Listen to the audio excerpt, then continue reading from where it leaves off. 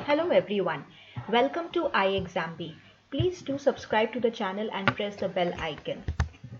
In this video today, we are going to talk about the PFRDA exam. The phase 2 exam recently ended. So we will analyze that, and more importantly, how we can take the learnings from this exam analysis to prepare ourselves for SEBI Grade A exam in 2022.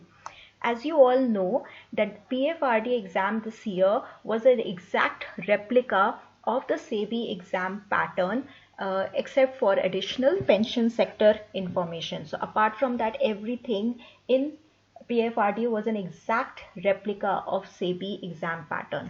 So there can be a lot of key learnings that we can take, how the exams has happened, what type of questions was there, what type of numericals have been. So we will analyze this paper and make our strategy accordingly. So in this session, as I said, first we will analyze the PFRD exam, especially paper 2, both paper 1 and paper 2 for phase 2. We will see what are the key learnings and the key points and that we can learn for our preparation, that we can keep in mind for our preparation for SEBI 2022 exam, and what are the key areas we should focus on and prepare, and also then the class plan for your paper 2 in 56 hours, how we will cover this. So that is what we will continue. So exam for the phase 2 of PFRDA was held on 19 December.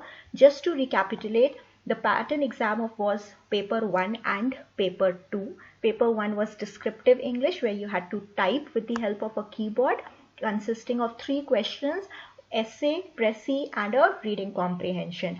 And in paper 2, in the general stream is what we will be discussing.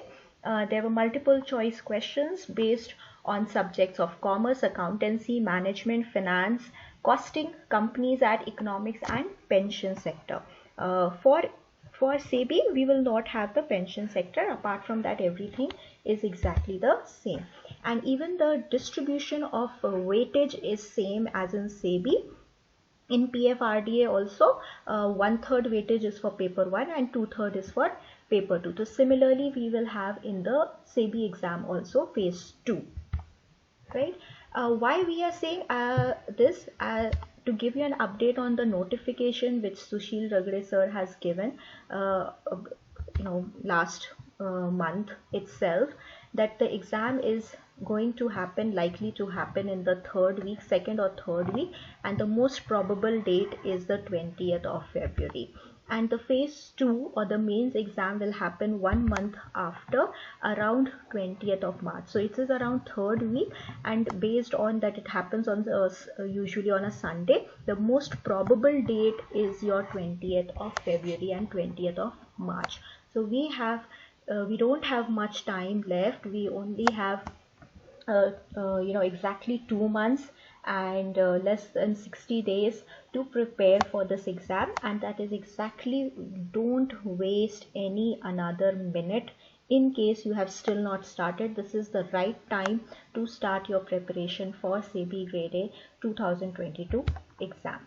Of course, these dates are dependent on any changes due to any external factors like COVID.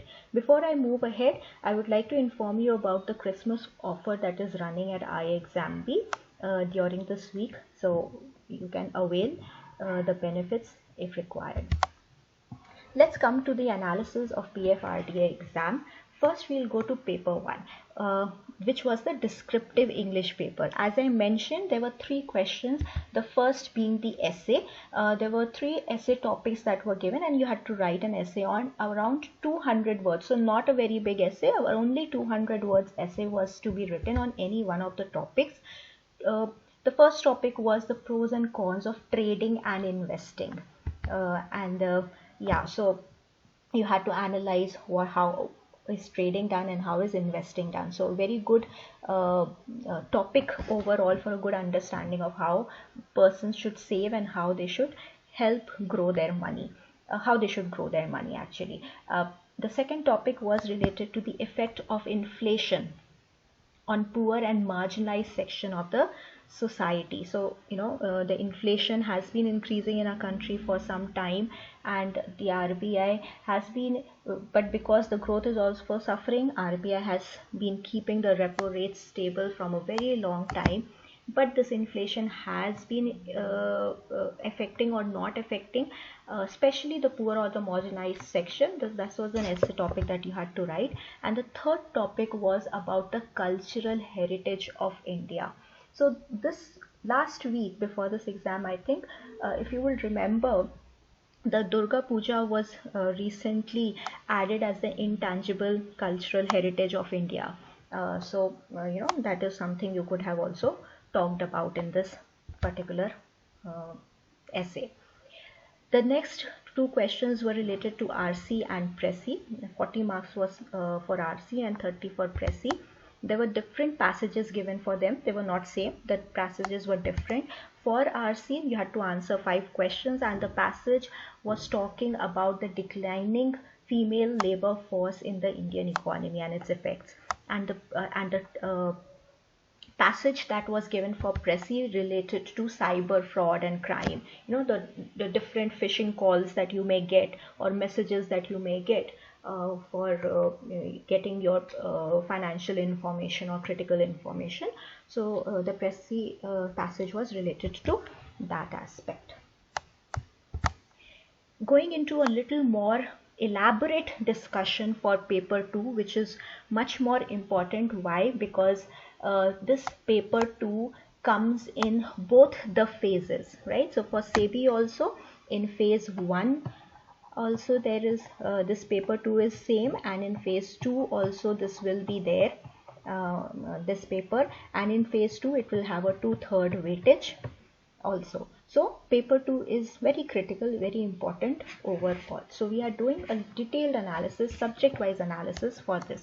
So if we see the distribution of questions in PFRDA, the distribution of questions was very well aligned through all the subjects, right? Similar thing we had seen in SEBI phase 2 also last year, right? In phase 1 SEBI, the distribution of questions was not well distributed across all the subjects, but in SEBI phase 2 they had focused on the syllabus a lot, and there was a very good distribution amongst all the subjects. And similar we have seen in PFRDA, and in PFRDA actually they followed this in both the phases. So there was a very good distribution amongst all. They all were covered well. And in phase 2 particularly, there were only 4 numericals. Why I am highlighting especially numericals is because this is one aspect that many students are afraid of or scared of. So we have to keep in mind the importance of every topic and accordingly prepare ourselves, right? If I compare both the phases, how the questions had come in PFRDA, as I said, the distribution was very well done in both the phases of PFRDA, and they had stuck to the syllabus to a large extent. Not, I will not say 100%, but to a large extent it was being covered. And numericals, in phase 1 there had been more numericals. There were almost 9 numericals, and here that was almost 20%. And in phase 2 they did not go into numericals too much. We will analyze this, how the numericals had been very different in phase 2 as compared to phase 1, right? If I talk about the types of questions in both the times, in phase 2 they had been conceptual questions. The level of conceptual concepts that were being tested actually went a little deeper in phase 2, but they did still remained and focused on the concepts, good understanding of the subject.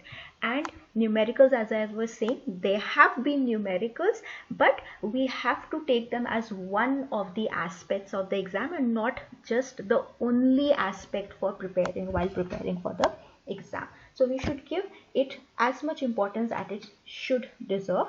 Up to 20% may or may not come in different phases and different exams. So we should prepare accordingly for all kinds of papers, right? Let's go into the subject wise analysis for paper 2 now. Okay, First, if we start with the commerce and accounts, in phase 2, the level of questions from phase 2 from commerce and accounts were actually easy to moderate. I will still say they were easy, but moderate for some people who were scared of numericals or were forgetting ratios, because some of the ratios that they asked were not which we use very commonly, right? So that's why I'm saying easy to moderate, but for a lot of people, if they have understood well, it was actually easy. The types of questions were numerical and conceptual. So I'm giving a brief about what type of questions were there. There was 3 questions that were related to the ratios. Basically, your balance sheet and financial statements data was given and you had to calculate 3 ratios there. I think it was the current ratio. One of them was the current ratio.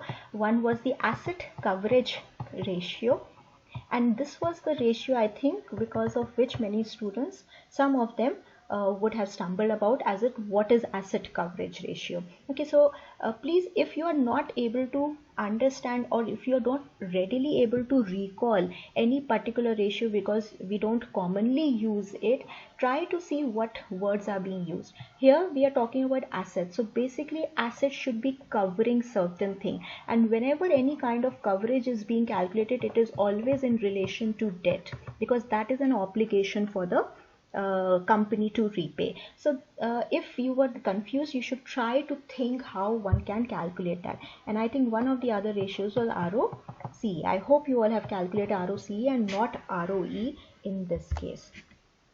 The conceptual questions, so apart from numerical, there was also a conceptual question where you had been given a formula and asked what this formula is used to calculate which type of ratio. So it was related to operating profit ratio.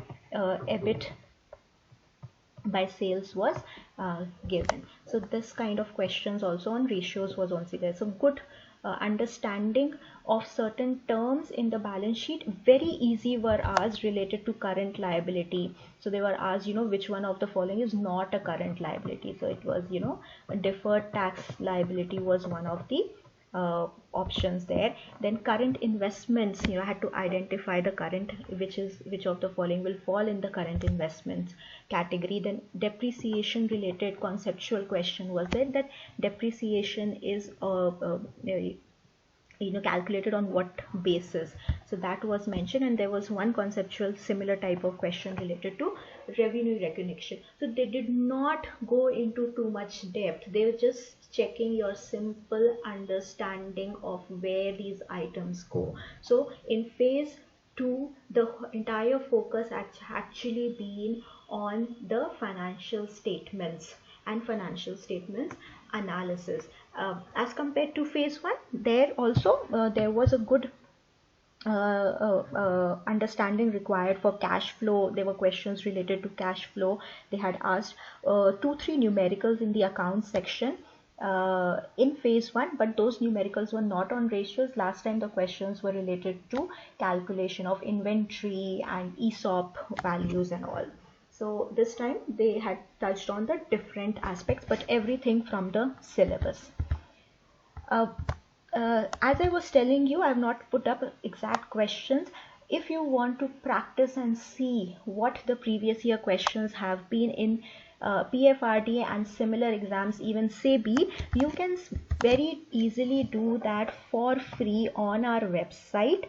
If you go to iexamb.com, there is a section of previous year paper where you will find previous year paper for a lot of exams: bank, PO, SSC, RRB, railways, RBI. Here you will find for RBI grade B, RBI legal. NABARD you will find for NABARD. Different streams also you will find for agri, for general, for finance, for SEBI you will find. So for a lot of them here in other regulatory you will also find for PFRDA and NPS. So like this you will be able to see the PFRDA for memory based papers in 2020, and phase 2 will also be uploaded very soon. So you can always go and check for previous year papers for a lot of exams that have taken place, and these are freely available. If you want to practice also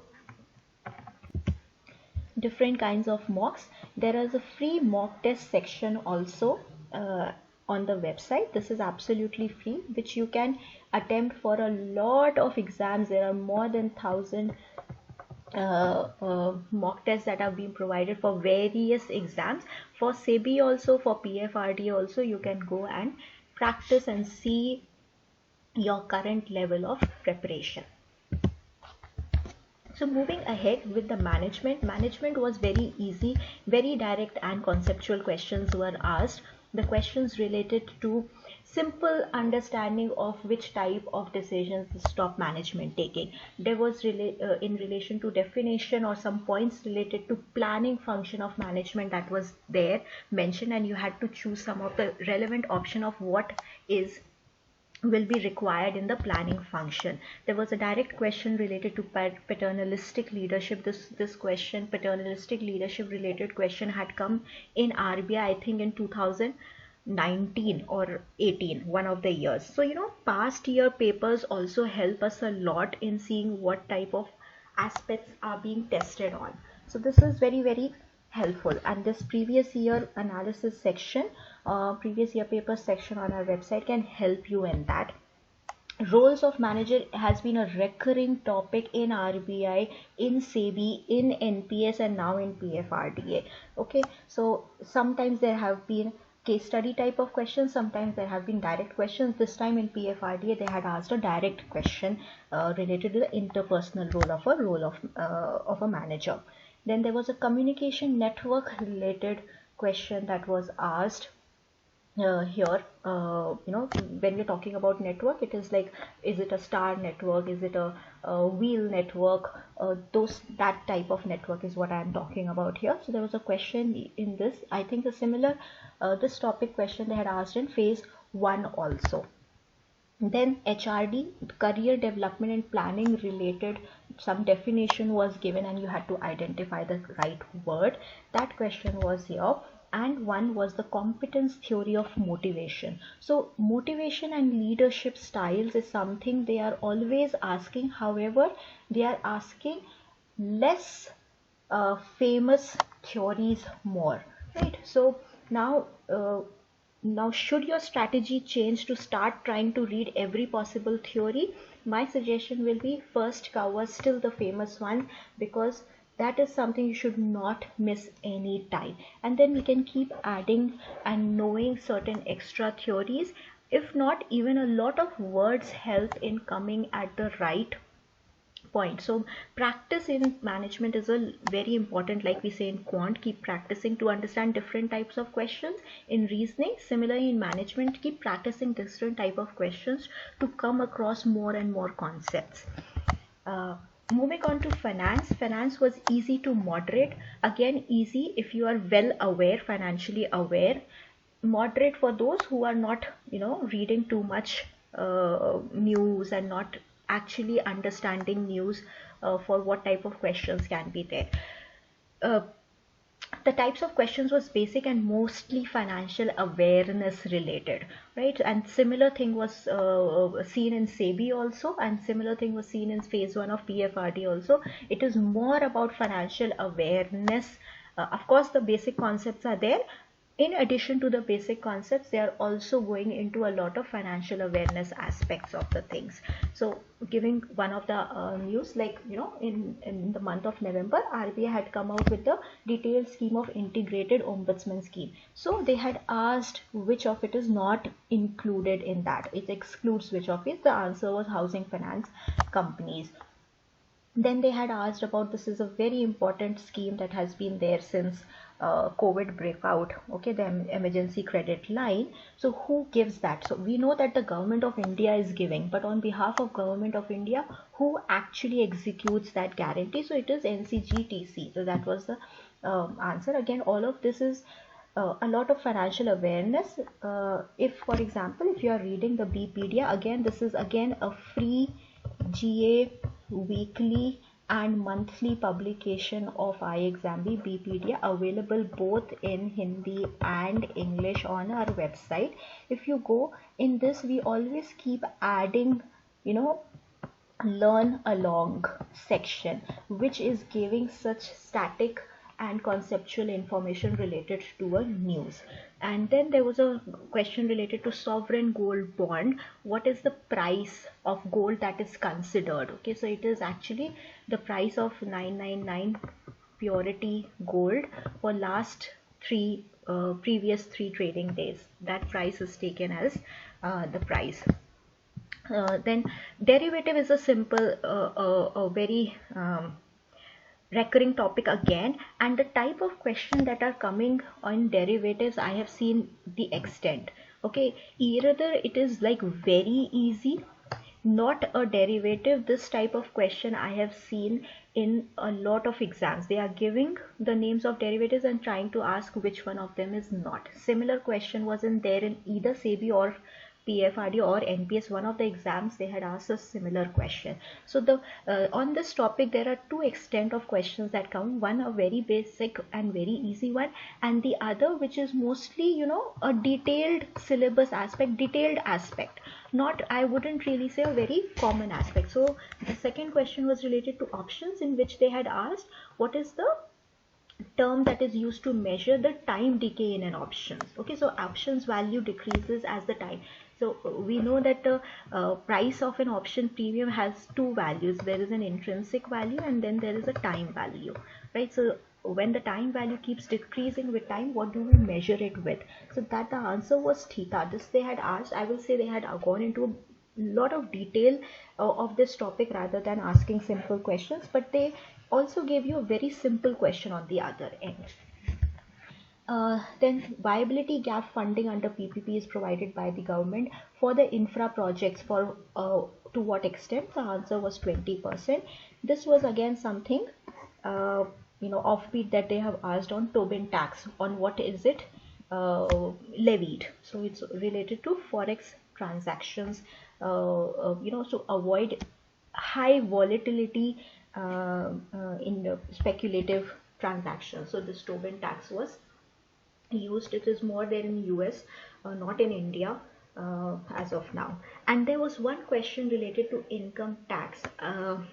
They had given the section 194 IA. Actually it is related to TDS. Under the TDS is deducted under this section on immovable property transactions. So on what it was actually applicable, they had asked. Income tax is another thing and GST is another thing that is not given in syllabus but is being asked in such exams. Even SEBI had asked such a certain questions on GST, and even PFRDA has asked now on tax.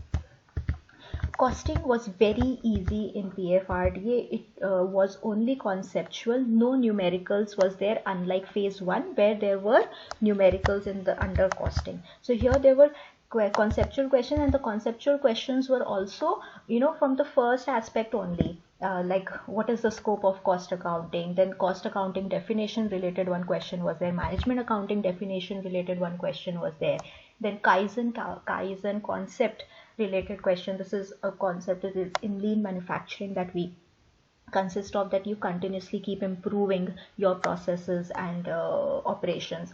So that concept related question, and then job costing definition. So a lot of very direct, easy, simple starting 5 points of questions. No numericals were asked this time in costing. Companies Act phase 1 was a bouncer in terms of, everything was just memory based. You had to learn the section numbers, and they had asked section numbers, which was very, very surprising. This time also fact based questions, but not so much on the section numbers. This time they all went into actual details given into Companies Act. So one was related to the quorum of the board meeting, the appointment of auditors, prospectus, what is the violation penalty of under section 26, then variation in prospectus. So prospectus, if you all remember, in my in our live classes, I was saying prospectus is going to be an important topic. We have had so many IPOs in the last 3 or 4 months. We've lost track of the number of IPOs that have been coming. Then prospectus was an important aspect that I kept saying was there. Then unclaimed dividend is to be transferred to which account. So finally, good questions from the dividend chapter, which we have been practicing in our live classes so much and so many times. This time they had asked 2 questions actually related to the dividend chapter. Then who is consulted for the appointment of NCLT president and chairperson of NCLT was asked, and the appointment of independent directors is approved in which meeting. Then, and also last, minimum subscription has to be received in an IPO is mentioned where in the prospectus. So IPO, when I say we have to pick up these keys, what is there that they can ask. So I'm glad we had picked up this key, and this was something which we had been discussing in our live classes also, that prospectus can be an important aspect to prepare on. So yes, we have to pick up these clues, and good to see there were not much section based questions this time in Companies Act. Economics, very easy and very less questions, only 4 questions, very basic. One of them was, which of the following is not a part of the forex reserves? So instead of gold they had mentioned diamonds. So there are 4 parts to it, but one of them is gold, but instead of gold they had given diamonds as the option, which was incorrect. Law of demand, direct question has come in SEBI also, and now in PFRDA. They are not going into any numericals, they are not going into elasticity, they are simply asking the law of demand, the inverse relation between demand, quantity and the price. That's it. The multiplier formula was asked under Keynesian economics.